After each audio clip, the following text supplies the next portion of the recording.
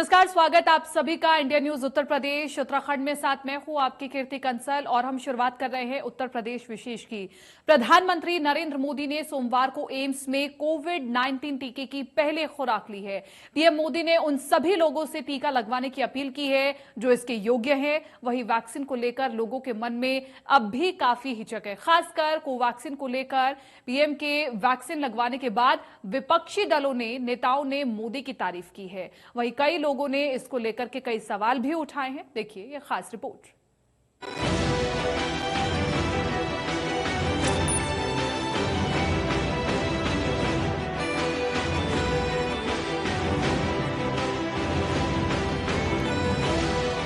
PM Modi ने किया sure, Bharat की वैक्सीन है प्योर।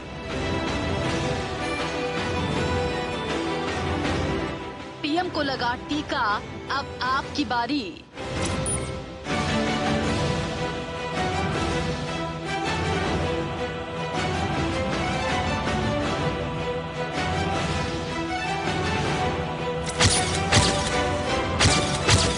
ये तस्वीरें 56 इंच के सीने को और फौलादी बना रही हैं।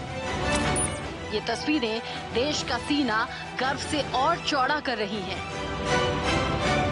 ये तस्वीरें पाकिस्तान समेत पूरी दुनिया को संदेश दे रही हैं कि देश पर कितनी भी बड़ी बीमारी, कितनी भी बड़ी परेशानी क्यों ना आ जाए, मोदी है तो मुमकिन है। जुमलेबाज, चौकीदार, चाय वाला, न जाने ऐसे कितने ही नाम का तमगा प्रधानमंत्री नरेंद्र मोदी को दिया गया। लेकिन आज सुबह जो तस्वीर दिल्ली के एम्स अस्पताल से निकलकर सामने आई, उसने विरोधियों के मुंह पर ताला लगा दिया।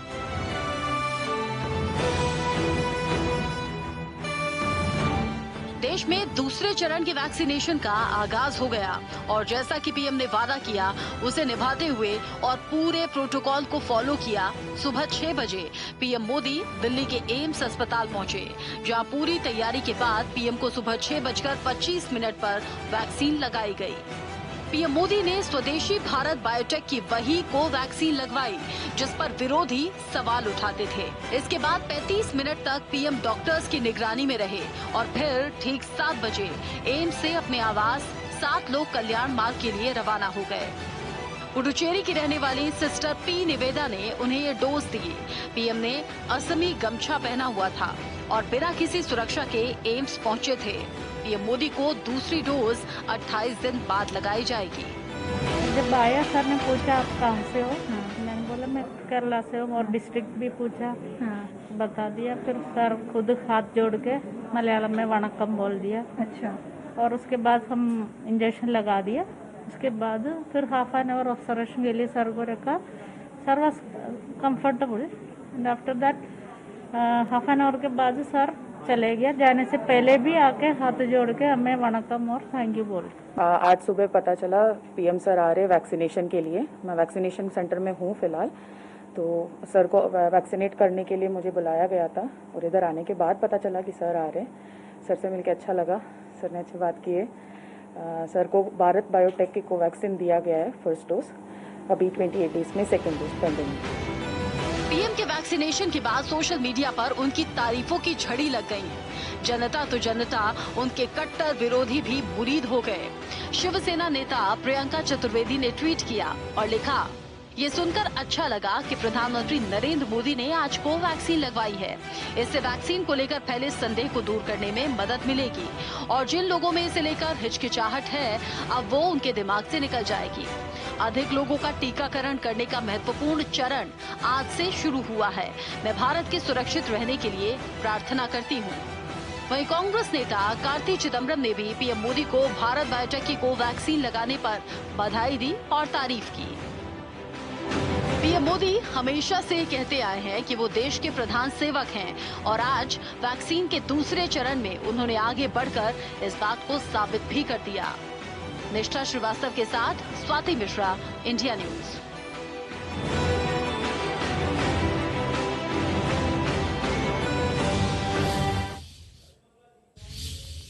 देश में कोरोना वैक्सीनेशन 2.0 का अभियान जारी है और इस चरण में 60 साल से अधिक उम्र के लोगों को वैक्सीन लगाई जा रही है। इस बार सरकार के साथ प्राइवेट अस्पतालों में भी वैक्सीन मिल रही है। सोमवार सुबह सबसे पहले प्रधानमंत्री नरेंद्र मोदी ने ही कोरोना वैक्सीन लगवाई। उनके बाद गृह मंत्री अमित शाह, विदेश मंत्री एस जयशंकर, नीतीश कुमार, नवीन पटनायक, शरद पवार जैसे बड़े नाम वैक्सीन लगवा चुके हैं और लोगों से भी वैक्सीन लगवाने की अपील की जा रही है। तस्वीरें हम दिखा रहे हैं।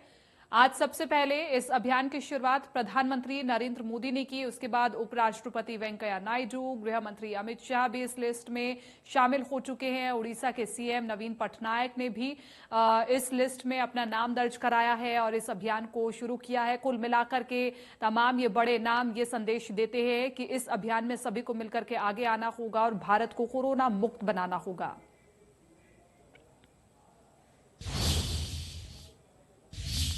यूपी के स्वास्थ्य राज्य मंत्री अतुल गर्ग ने अपनी पत्नी के साथ गाजियाबाद में कोरोना वैक्सीन लगवाई। संजय नगर के सरकारी अस्पताल में वैक्सीन का टीका लगवाने पहुंचे स्वास्थ्य राज्य मंत्री अतुल गर्ग ने कहा कि हम सभी को भारत में निर्मित वैक्सीन को समय से लगवाकर सभी को सुरक्षित कर लेना चाहिए। उन्होंने ये भी कहा कि टीका लगवाने में कोई भी संकोच नहीं होना चाहिए।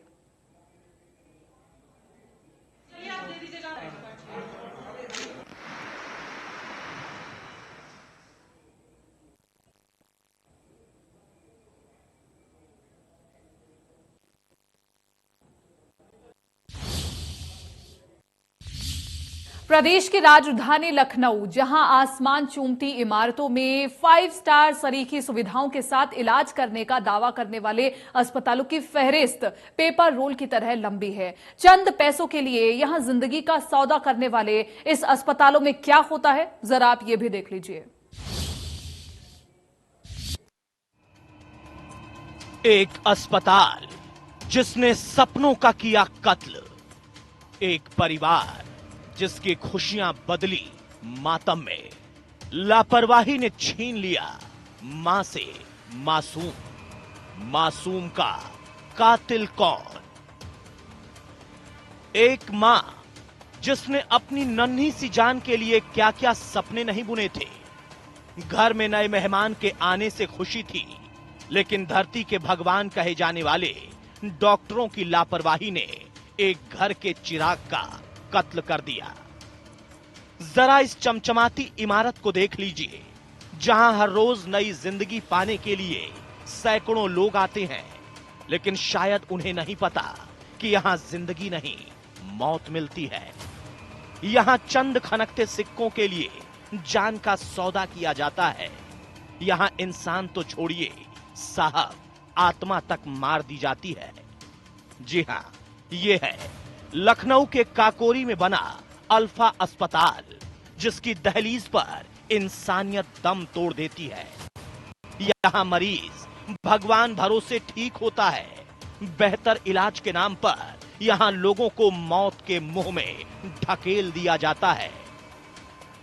ये मामला है, यहाँ पर एक बच्चे की मौत हुई है। 2 दिन पहले बच्चे की डिलीवरी हुई थी, लेकिन परिवार का आरोप है कि यहाँ पर कोई भी पूरा दिन कोई भी अस्पताल का कोई भी कर्मचारी यहाँ पर मौजूद नहीं था। सिर्फ एक रिसेप्शनिस्ट ही यहाँ पर था। सुबह से वो बार बार रिसेप्शनिस्ट से जा के कहता रहा कि हमारे बच्चे की तबीयत खराब है, उसको देख लें, लेकिन वहाँ पर कोई डॉक्टर न होने की वजह से आखिर शाम में बच्चे की मौत हो गई। रात में जब हंगामा ज़्यादा बढ़ा तो पुलिस यहाँ पर आई, यहाँ पर लोगों से बात करी। तब तक यहाँ के मालिक डॉक्टर मारूफ मौजूद नहीं थे, वो बाहर थे। उनसे जब मेरी बात हुई तो उन्होंने बोला कि हम आ रहे हैं, लेकिन रात में भी वो नहीं आ पाए। आज उनसे बात करने की कोशिश कर रहे हैं, लेकिन वो बात करने की बिल्कुल भी बात नहीं कर रहे हैं और आनाकानी बात करने में कर रहे हैं, बल्कि उल्टा लोगों से दबाव डालने की कोशिश की जा रही है। अब जरा इस अल्फा अस्पताल की हकीकत भी जान लीजिए। 2 दिन पहले अस्पताल में एक मां ने बच्चे को जन्म दिया, लेकिन बच्चा बीमार था। परिवार वालों ने डॉक्टरों से गुहार लगाई कि उसका इलाज करें, लेकिन डॉक्टर पर परिजनों का आरोप है कि इलाज करने की बजाय डॉक्टर घर चले गए। 2 दिनों तक परिवार वाले अस्पताल स्टाफ से डॉक्टर को बुलाने की गुहार लगाते रहे, लेकिन जिनके ईमान में जहर घुला हो वो डॉक्टर कैसे आते। आखिर में वो हुआ जिसका परिवार वालों को अंदेशा था। 2 दिनों तक जिंदगी और मौत की जंग लड़ता हुआ बच्चा आखिरकार हार गया। कि बच्चे की तबीयत कुछ ठीक नहीं, ऊपर ऊपर सांस चल रही है, तो वो वहाँ पर गया देखने के लिए। उसने कहा ठीक है। उसके बाद तकरीबन 4 से 4:15 का टाइम था। अचानक मैं बाहर बैठा हुआ था, अचानक मेरी माँ का फ़ोन आया कि भैया की तबीयत ठीक नहीं, जल्दी आओ। हम दौड़ते हुए फ़ौरन अंदर आए, देखा भैया के हाथ अंदर लेके वो चले गए इमरजेंसी रूम में। उसके बाद यहाँ पर डॉक्टर तो कोई था नहीं, वो खुद ही कह रहे थे कि हम डॉक्टर हैं, तो लेके गए अंदर, कुछ करावरान बंद कर लिया। उसके बाद कहना ऐसा है इमरजेंसी में बालाजी हॉस्पिटल लेके जाना पड़ेगा। पैसे कमाने के लिए अल्फा अस्पताल ने मानवीय संवेदनाओं को किस कदर कुचला कि आज एक बेबस पिता अपने ही बच्चे की लाश लिए बैठा है। परिवार वालों का रो रो कर बुरा हाल है। जरा आप सोचिए उस मां पर क्या गुजर रही होगी जिसका 2 दिन का बच्चा अब इस दुनिया में नहीं है, वो भी कुछ मौका परस्त डॉक्टरों की लापरवाही की वजह से। तो बच्चे की तबीयत 4 बजे रात से खराब हुई थी, यहाँ कोई सुनवाई नहीं। हमने सुबह उससे कहा, उसने आया देखा, आला लगा, कहने नहीं बच्चा बिल्कुल सही है और कोई टेबलेट हम दे देंगे। उसके बाद वो नहीं आया। फिर दूसरे डॉक्टर आए देखने, तो हम बहू को, तो हमने कहा भैया इसको देखो, बच्चे को देख लो, ये रात भर रोया है, बहुत परेशान है बच्चा हमारा, और इसके क्या तकलीफ है, देखो सांस लेने में दिक्कत, उन्हें नाला लगाया, कहा नहीं कोई से जकड़न नहीं है, कुछ नहीं है तकलीफ, बच्चा बिल्कुल सही है, आप परेशान नहीं हुए। और बच्चा हाँ, नहीं हम दवा दे दी जाएगी, बच्चा सही है बिल्कुल, और बच्चे तो रोते ही हैं। वहीं अस्पताल के डॉक्टर नन्ही सी जान की मौत पर किस तरह से घड़ियाली आंसू बहा रहे हैं, जरा आप भी देख लीजिए। देखिए, यहाँ पर परसों की डेट में ये मलिहाबाद की एक पेशेंट है, नाम जो भी है, ये एडमिट हुई यहाँ पर। इनका सीजेरियन हुआ। सीजेरियन के दौरान जो भी डॉक्टर्स, एनेस्थेटिक और बच्चों के डॉक्टर और टीम रहती है, वो सब टीम थी। ऑपरेशन हुआ, सकुशल ऑपरेशन हुआ, बच्चा स्वस्थ था, एकदम ठीक था। डॉक्टर ऑपरेशन करके चले गए। बच्चा 24 घंटे नहीं 36 घंटे तक एकदम स्वस्थ रहा। अचानक आज 5, 5:30 बजे बच्चा को दूध पिलाते समय एस्पिरेट कर गया वो, यानी दूध जो है उसकी सांस की नली में चला गया। अब तो उसकी इसलिए अचानक मौत हो गई। नहीं, उसके बाद यहाँ पर डॉक्टर मौजूद नहीं थे। जो डॉक्टर साहब हैं वो यहाँ आउट ऑफ स्टेशन है। यहाँ का जो भी स्टाफ था, इनके अटेंडेंट के साथ में बच्चे को फौरन ले जा करके पीडियाट्रिशियन डॉक्टर अजय रावत के वहाँ बालाजी हॉस्पिटल दिखाया। वहाँ तक जी हमारी तरफ से हमारी टीम गई और इनके साथ के अटेंडेंट लोग भी गए। बच्चे के माँ बाप जो भी होंगे वो लोग साथ में गए और वहाँ ले गए। तो डॉक्टर साहब ने देखा तो उस समय बच्चे की मौत हो चुकी थी। बच्चे की मौत के बाद अब अस्पताल के डॉक्टर बेशर्मियत की हदें पार कर रहे हैं। अस्पताल के मालिक परिवार वालों पर मामले को रफा दफा करने का दबाव बना रहे हैं। ऐसे में बड़ा सवाल उठता है कि आखिर कब तक जीवन देने की आड़ में अस्पतालों में बच्चों की कब्र बनती रहेगी। आखिर कब तक लोगों के सपनों को मौत के मुंह में ढकेला जाएगा। इंडिया न्यूज के लिए सैयद फिरोज आलम की रिपोर्ट। वहीं इस मामले पर हमारे संवाददाता ने सीएमओ से बात करने की कोशिश की तो सीएमओ ने बात करने से मना कर दिया। हमारे संवाददाता की रिपोर्ट देखिए। अल्फा हॉस्पिटल मामले में इंडिया न्यूज़ लगातार अधिकारियों से संपर्क साध रही है। इसी क्रम में यहाँ के सीएमओ संजय भटनागर से हमने बात करने की कोशिश की, जिन्होंने कैमरे पर साफ आने से मना कर दिया। हालांकि उन्होंने कार्रवाई का आश्वासन दिया है। अब देखना यह है कि अधिकारी द्वारा क्या कार्रवाई की जाती है और पीड़िता को किस हद तक न्याय मिलता है।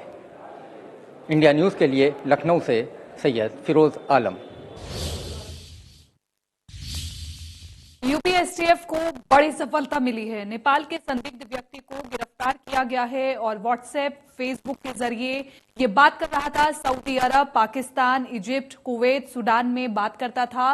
कॉल डिटेल में पाकिस्तान के कई संदिग्ध नंबर भी निकल करके सामने आए हैं और आरोपी की लगातार चैटिंग हो रही थी। आरोपी के पास से 3 फर्जी आईडी भी बरामद की गई है। पाकिस्तान और बांग्लादेश जा चुके हैं सलीम खान, ये जानकारी निकल करके सामने आ रही है। देश विरोधी गतिविधियों में संलिप्त होने की जानकारी है और इसी के साथ सलीम खान को अयोध्या के रुनाही से गिरफ्तार किया गया है।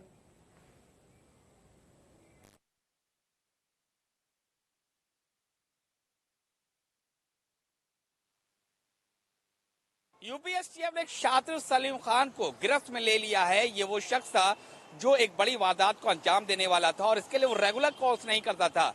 वो कॉल करता था, व्हाट्सएप कॉल करता था या फिर फेसबुक कॉल करके, ताकि उसकी लोकेशन ना पता चल सके, वो किसी के गिरफ्त में ना आ सके। लेकिन यूपीएसटी ने पकड़ लिया। इसके तार बहुत जगह फैले हुए थे। जो अभी जानकारी मिली वो ये मिली है कि वो Sudan, Saudi Arabia, Pakistan, Bangladesh, इन मुल्कों में बात करता था और उसके जो ठिकाने थे वो थे हिंदुस्तान नेपाल के बॉर्डर के इलाके थे और कई मदरसों में उसने पैड बना रखी थी। ये का दावा है यूपीएसटीएफ का। लेकिन सलीम खान जो शख्स पकड़ में आया, ये करना क्या चाहता था, तमाम बातें हो रही हैं और ये बताता है कि जिस तरीके से उसने पैड जमा रहा था बॉर्डर इलाके में, वो एक बड़ी वारदात को अंजाम दे सकता था। खुलासा भी बहुत सारे होने बाकी है, लेकिन ये कहा जा सकता है, हो सकता है बहुत छोटी मछली या बहुत बड़ी मछली एसटीएफ के हाथ में आई है और इसके आगे क्या क्या खुलासा होता है, इसका सबको रहेगा इंतजार। फिलहाल सलीम खान से हो रही है पूछताछ। वीडियो जर्नलिस्ट गौरव के साथ खुर्रम जामी, इंडिया न्यूज।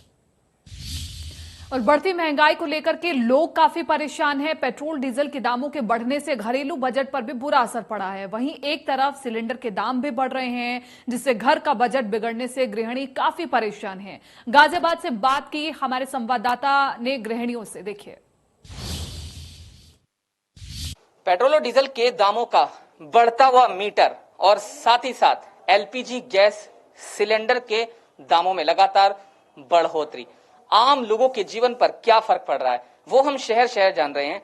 मैं दिल्ली से सटे गाजियाबाद के वैशाली इलाके में मौजूद हूं और एक घर में मौजूद हूं। आम गृहिणियां हमारे साथ यहां पर मौजूद हैं। सीधे उनके पास चलेंगे और पूछेंगे कि एक बार फिर से जब एलपीजी गैस सिलेंडर के दाम बढ़ गए हैं तो जिंदगी पर क्या फर्क पड़ा है। क्योंकि जब हम पेट्रोल पंप पर जाते हैं और जब वहां पर 2 पहिया वाहन चालकों से पूछते हैं तो उनका कहना है कि पूरा जो बजट है वो पेट्रोल के बढ़ते हुए मीटर की वजह से ऐसा लगता है मानो थम गया हो। सीधे महिलाओं से पूछ लेते हैं, क्या नाम है बहन जी आपका? मंजू पांडे। जो एलपीजी गैस सिलेंडर के दाम बढ़ रहे हैं, लगातार बढ़ रहे हैं, 3-4 बार बढ़ गए हैं, आज फिर बढ़े हैं। 1 मार्च महीने का पहला दिन, बड़ा झटका, महंगाई का झटका। क्या कहेंगी, क्या जिंदगी पर फर्क पड़ा? जी हम क्या कहेंगे, हम एक जना कमाने वाला है। 500 कुछ रुपए का तो सिलेंडर था, इस बार सिलेंडर भरा तो 769 रुपए का सिलेंडर आया और सिलेंडर वाले भी पूरे भर के नहीं देते और उसमें भी आधे पानी रहता है, बर्तन काले हो जाते हैं। तेल इतना महंगा हो गया, दाल इतने महंगे हो गए और बच्चों को पढ़ाना है। सरकारी स्कूल यहाँ है नहीं, सबको प्राइवेट में पढ़ाना होता है और परेशानी तो होती। कितनी परेशानी? क्या मौजूदा सैलरी में घर उसी गति में चल पा रहा है या कुछ थम गया है, ऐसा लग रहा है? नहीं जी, महंगाई तो बहुत हो गई है। जो सिलेंडर तो 770 का हो गया, फिर कनोडिया भी सब रिफाइंड सब तेल तो महंगे हो गए हैं। फिर घर कैसे चलेगा इतनी महंगाई में? दालें महंगे हो गई, बच्चों की फीस सब कुछ कितनी महंगी हो रही।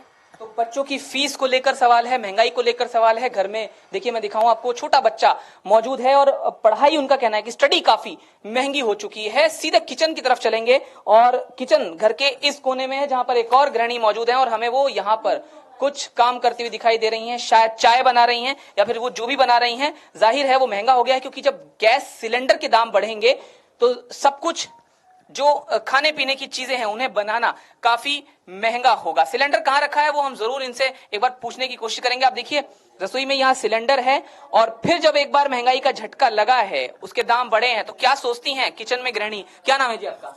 बिमला नेगी। कितनी परेशानी है? आज फिर से सिलेंडर के दाम बढ़ गए, महीने का पहला दिन, एक और महंगाई का झटका। सर महंगाई का झटका ही है और सोचना पड़ता है, हर चीज के लिए सोचना पड़ता है। इतनी महंगाई है, दाल हो गई, गैस हो गई, तेल हो गया सरसों का, दालें हो गई, चावलें हो गई और एक जना कमाने वाला, सैलरी नहीं, वैसे ही लॉकडाउन चल रखा है, काम वैसे ही सारा मंदा पड़ रखा है, तो हर चीज के लिए सोचना पड़ता है। बच्चे अगर कुछ बनाने के लिए बोलते हैं तो उसके लिए भी गैस जलाने के लिए 10 बार सोचना पड़ता है, क्योंकि सिलेंडर 15 दिन से ज्यादा नहीं चलता। तो आम आदमी को बहुत ज्यादा दुख दर्द होता है और वो दुख दर्द की कहानी आप यहाँ शहर शहर देख रहे हैं। और गाजियाबाद में लोगों ने, खासकर गृहिणियों ने क्या कहा, वो आपके सामने है। गाजियाबाद में कैमरामैन मनीष के साथ जतिन गोस्वामी।